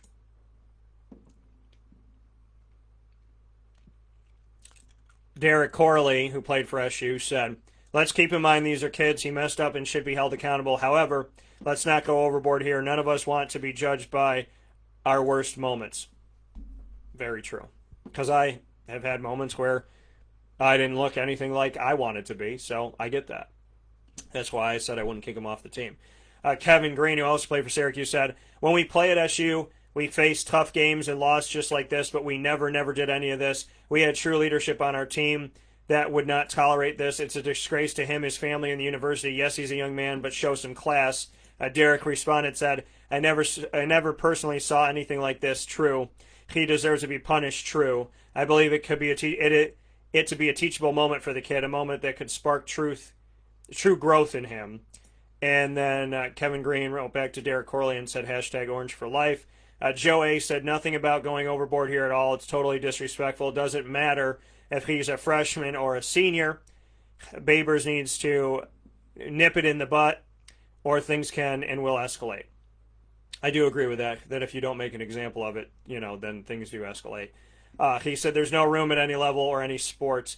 Antoine Bailey, who played for Syracuse, said the young man should be held accountable for sure, but kicked off the team with a question mark, lose his scholarship with a question mark. The goal should be to develop the young men, not throw them out at the first sign of trouble. Derek Brower, who played SU basketball, said they're not going to do anything to him. What can they do? He didn't break any law. Dino better worry about his job. Evan B. said, great job, as a joke, like great job to you. He said, I'd make him run stairs all practice long, suspend him from a game or two. So, those are your thoughts. That's what you had to say. A lot of thoughts that came in. I wanted to get to every single one of them, which we did, as far as I know. I feel like I've gotten to everybody here. If I missed one, hopefully I'll catch it during the week this week, or you can continue to respond. But yeah, so basically, when you put it all in a pile, some of you said, get rid of his scholarship. Some of you said, slap him on the wrist. Some of you said, suspend him a game or two. So, we're in three different places, right? He's a kid.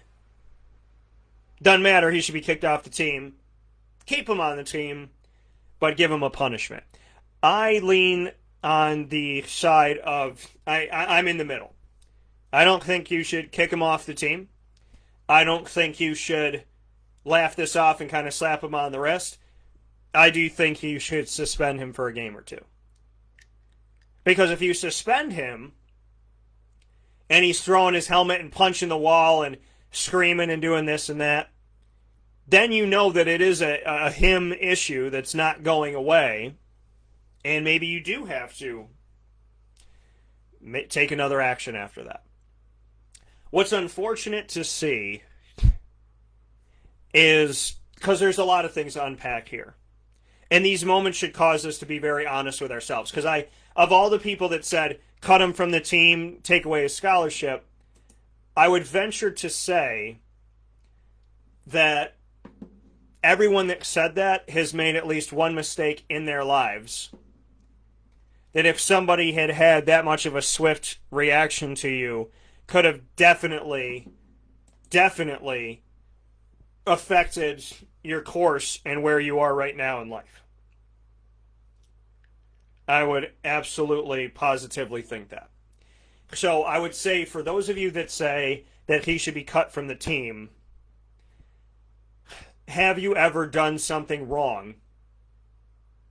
And it doesn't have to be the same thing, but have you ever done something where you weren't proud of yourself and you knew in that moment that you deserved to be punished, or that you knew what you were doing was wrong, but you did it anyways in the heat of the moment, and somebody gave you another chance? They gave you another opportunity, right? I'm not perfect. I've had moments, not this, when I was out there playing basketball and whatnots. You didn't see me do something like this. I've never, when we played flag football, I'm not flipping people off. I very rarely would ever use my middle finger in 34 years of life because I feel really guilty when I do it. So I can honestly say to you that there were times where I made mistakes like this young man did. And if somebody did something as swift as taking away my scholarship and ripping everything away from me,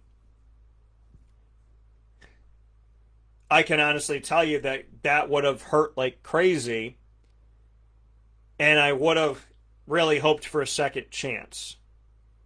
So I think the people that want to pull his scholarship need to ask themselves a question. Are you in a relationship with your wife or your husband right now where, and I'm not talking about something massive like cheating and whatnot, but have you ever yelled at them or lost your cool or this or that, and did they give you a second chance? Did they give you another opportunity, or did they, is that person totally gone now? When your friends let you down, that you're really, really close with, that you treat like family, do you cut them off at the first sign of any type of disrespect or something you don't agree with? So I would really, really ask people to be honest with yourself, because I believe that all of us have gotten second chances somewhere for something. So I can't agree with kicking him off the team. Suspending him for a game, yeah, because they play Clemson next. And if you suspend him, if you're Dino Babers and you suspend him for a game, this game against Clemson, you're taking your arguable best wideout and putting him on the bench in a game where you need him the most. So that, to me, would definitely show the team that Dino's no BS and that Dino is not going to take anything from anybody. Because what we see some coaches do sometimes is they have a rule, right? You break this rule, this is what happens. But when the starting quarterback breaks that rule, nothing happens. When the third string or fourth string tight end does it, they get kicked off the team. I think if Dino really wanted to make a statement and he suspended this player for the Clemson game, that would hit extremely hard. It would show that Dino means business. It would show that nobody has special rules on this team. It would show this player that, win, lose, or draw, who doesn't want to play in Death Valley against Clemson, against the top team in the nation? That would be killer.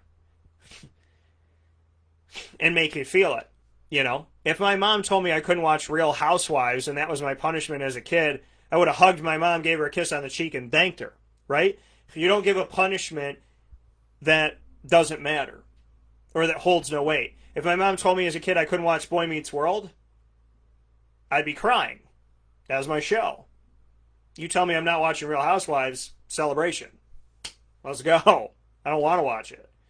So if you're going to suspend this player and you don't suspend him for Clemson, but you go, we'll suspend you for BC. It's not going to hold as much weight because it's telling that player, like, you're in trouble, but I really need you in this game. So I think what Dino does in response to what was done on television is going to really say a lot about Dino. And it's either going to be a teachable moment or it's not going to work. But I don't believe you should kick this player off the team. I have interacted with him numerous times. I have respected his actions up to the last 2 weeks. I understand his frustration, but there's a way to use that. As frustrated as he is, which I totally understand that he's frustrated. I'm frustrated. You should be frustrated with what we're seeing from Syracuse football. But his frustration can turn into leadership. His punching the ground, screaming, throwing his helmet, flipping off the camera, that energy could have been put through a funnel and turned into something good. Right? You go into the locker room where nobody can see you. You throw your helmet at the locker and you say, gentlemen, this is enough. This is embarrassing. This isn't us. This isn't what we worked for. This isn't what we trained for. This isn't what I woke up when I was 3 years old for and 10 years old for and what I wake up at 5 a.m. for right now. This is not good enough. I want this. We don't have every game promised. This season we should know more than ever that every game isn't promised.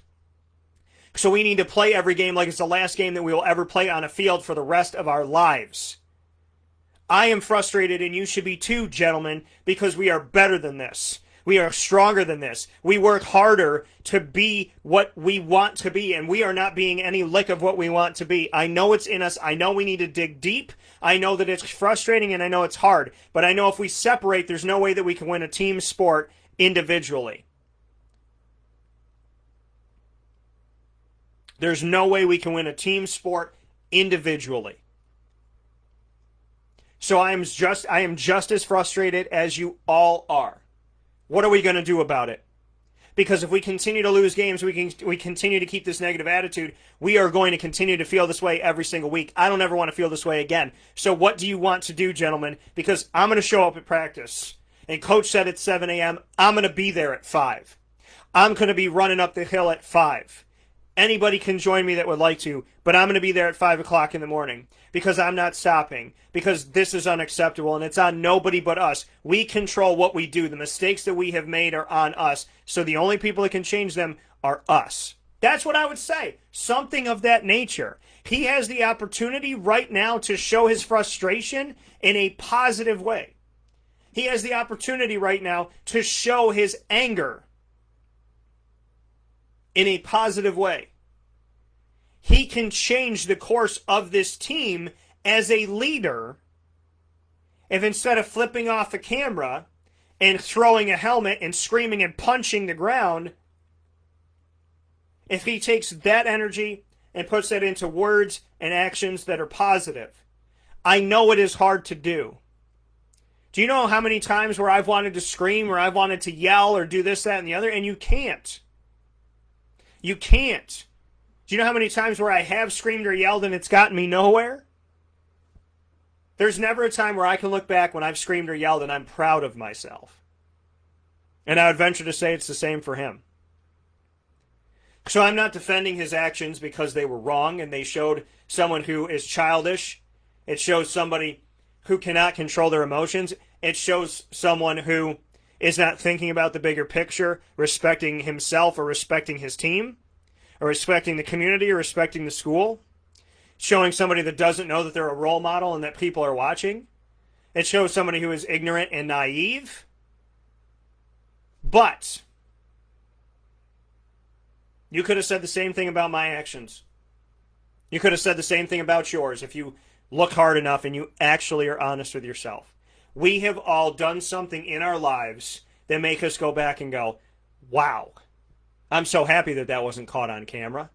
I'm so happy that people didn't see on tape when I punched the door or I screamed at the top of my lungs. We have all made mistakes. This gentleman's were televised.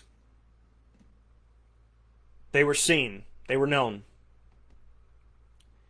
And so he is the person out there in the spotlight. But we all have been in that spotlight before. And whether people saw it or not, we did. And what we do about it from here is up to us. What he does about it is up to him. I'm not going to sit here and say that he deserves to be kicked off the team. Because I don't want to take a kid's dream away. But what needs to happen, I don't want to take anybody's dream away. Of any age. I think it's crazy what we always care about, like the kids. It's like, what about the adults? Let's care about everybody. But the reality to me about this situation is you need to be honest with yourself. You need to understand that we've all made mistakes.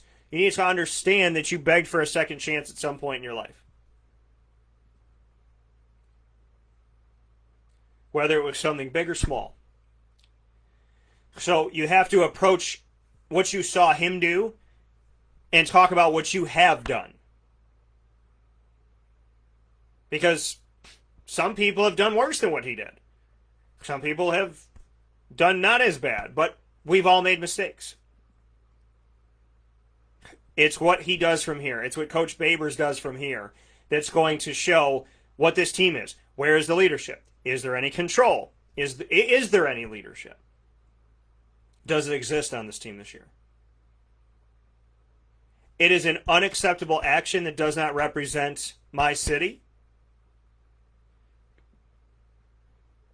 But it is also a teachable moment. And I would rather teach this young man than cut him loose and say to heck with you and leave him out in the cold. Now, if he did this every game, my decision is easy. But as far as I know, this is the only time he's done it. So this is a time to talk about it. It's a time to grow. It's a time to evolve. If he does it against Clemson, if he does it any other times after this, we're having a different conversation. But to kick him off the team, I think, is wrong.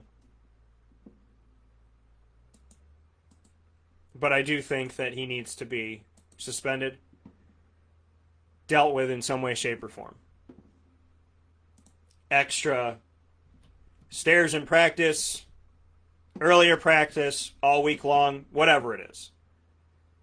I do think that he needs to be dealt with in such a way that he gets that his punishment is real and he gets no special treatment. Because punishments don't matter if they don't hit home, right? Punishments they gotta get you, right? Like I said, if you take away something I don't like, I don't feel the punishment. You gotta take away something that I like. You take away Brussels sprouts from me, you're not gonna hear me complaining.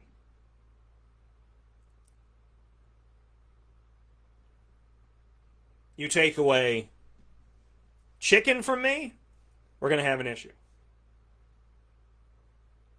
You take my favorite pizza, we're going to have an issue. So, whether you sit him the first half, you sit him for a game, you make him do extra runs, you make him get up early all week, you make him write on a chalkboard in class, you make him write in front of the whole team. Well, you have a team meeting that he stands up there and writes, "I'll never do this again." I mean, it's humiliating. He's probably going to get mad, but he has to learn how to control his emotion. We all do. And I think this is a teachable moment, and I think that they should use it wisely. So, my best to him. I've loved our talks. I've loved our time together. And I just hope you learn from this, brother. I really do. And I hope you get better. And I hope they don't give up on you. And please don't give up on yourself. I know you're frustrated. I've been there. But you got to adjust the road that you're on. Because your frustration cannot be channeled that way. With that being said, we'll take our final step aside of today's show and get you ready for the rest of the week right after this on Wake Up Call with Dan Tortora inside of the Cafe Kubal studios.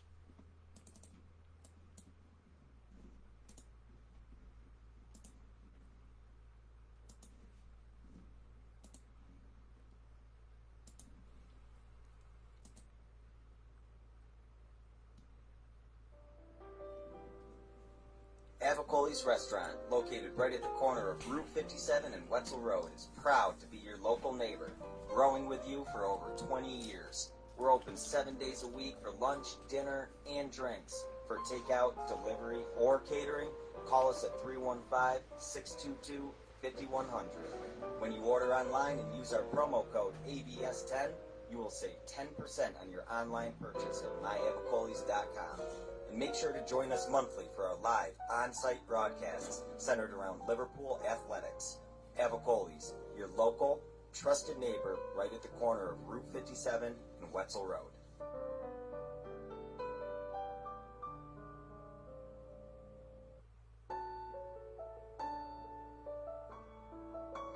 Having peace of mind when you're out of town that your furry-loving friend is safe and sound means taking them to Canine Campground, because we all know that when it comes to the love of our pets, it goes well beyond the call of duty to make sure they're safe and sound.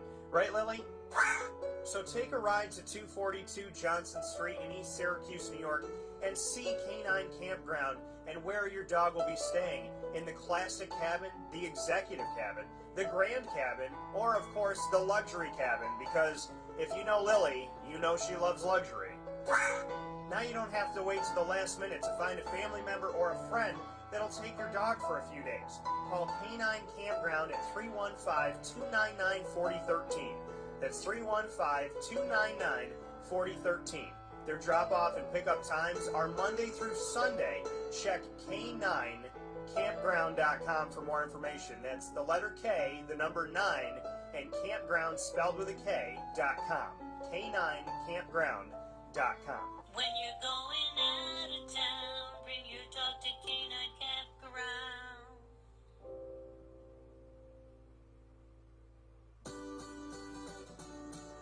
Trapper's Pizza Pub, located on 5950 Butternut Drive in East Syracuse. Right off of Bridge Street is your local community supporter right around the corner. Join us on site at Trapper's Pizza Pub for our live monthly broadcast supporting Central New York student athletes and their sports programs. Call 315-438-4444 for more information. And find us on Facebook and Instagram at Trapper's Pizza Pub. Trapper's Pizza Pub, your local community supporter right around the corner.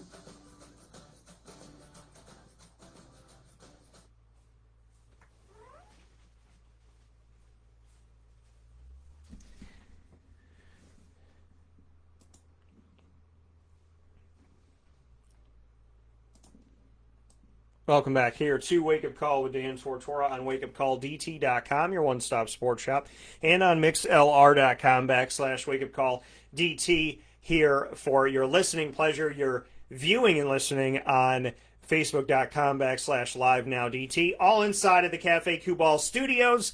Cafe Kubal located with you here in Central New York at 5 different locations, inside of Golisano's Children's Hospital, as well as 324 West Water Street, 3501 James Street, 401 South Salina Street, and their newest location on 208 North Townsend Street in the Holly Green Cafe. So come out and see them today. They can also come to you with their mobile cafe, come to your community or place of business, and you can have delivery to your house as well. No delivery charge for those of you in Onondaga County. All of that comes to you from Cafe Kubal, and you can get all the information on it by going to cafekubal.com.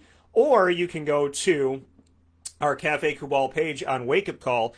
On the Central New York tab, you click on Cafe Kubal, and you have the mobile form to have the mobile cafe come to you. You can click there, and you got the form right there for you, and the local delivery information. All of that is there for you. You could click on that and get to their local delivery on Cafe about Cafe Kubal by going to WakeUpCallDT.com, the Central New York tab, and clicking on Cafe Kubal. So that'll get you all the information as well. With that being said, I want to thank Todd Philcox for being a part of the show today inside of MonPawsPopcorn.com's What's Poppin', joining us here on the broadcast to give his thoughts on the Jaguars as well as Syracuse. I'm connected to both, and so is he, and he played quarterback for them for a little bit, as well as playing quarterback for Syracuse in his history with the Gridiron. So I want to thank him. I want to thank all the people that responded, the fans and alumni that responded to the Syracuse incident, as well as the Syracuse Liberty game. I appreciate that. The overwhelming majority of you did not swear and did not personally attack, so I thank you for that more than anything else. I appreciate that. And like I said, I pray and I hope for this young man, as well as for everybody, to learn from our mistakes. Remember that we've all asked for second chances at some point, and it's what you do with them that really counts. Fate, because you can't ask for third, fourth, and fifths. That's where it gets dicey. Facebook at WakeUpCallDT, Twitter at CallDT, and Instagram at WakeUpCall_DT are the places to find us 24/7, as well as on WakeUpCallDT.com. Coming up this week, fantastic guest, former Syracuse defensive lineman Isaiah Zeke Johnson's going to be joining the show this week. DeAndre Smith, that was supposed to be with us today, he will also be joining the show this week. He just had a change in schedule with being the running backs coach at Texas Tech. They changed their meeting times today, and that can change on a dime. So DeAndre will be with us this week. We, of course, will have Julian Wiggum for a midweek blitz to talk coming off of Liberty, going into the game at Clemson in Death Valley. Of course, we'll have our Fantasy Football Power Hour with Mike Sofka. We'll have the ingredients to success from Avacoles, the annoying moment of the week from Carvel, the top dog of the week from Canine Camp Dog Daycare and Canine Campground Dog Boarding. And we will have Lead, Learn, Evolve, Ad-Lib, and Deliver featuring myself and Juanita Ward, brought to you by Chick-fil-A Cicero. All of that will be coming up, plus some other awesome special guests will be joining us on the show as well. I'm ecstatic for everything that is coming up. You'll also get my Q&A with Dino Babers, and so you'll be able to see that, my Q&A with Anthony Quealy, wide receiver for Syracuse, who just pulled down his first career touchdown in college football. So all of that's coming up this week on Wake Up Call. Very excited to bring all those things to you. So I look forward to it, and definitely we'll be talking with you tomorrow morning. So be safe, stay well, and take good care of yourself. It's my birthday week, so I'm celebrating all week. My birthday is on Wednesday, October 21st. It is Libra season. My guy Eric Kroom told you that, and I love you, brother. So I'll talk with you all soon. Be safe, be well, be kind, be good to each other. And remember, before you lay the gavel down on somebody else's life, think about if you'd want somebody to lay the gavel down in that exact same way on your life. With that being said, God bless, no stress, do your best. I'll talk with you soon.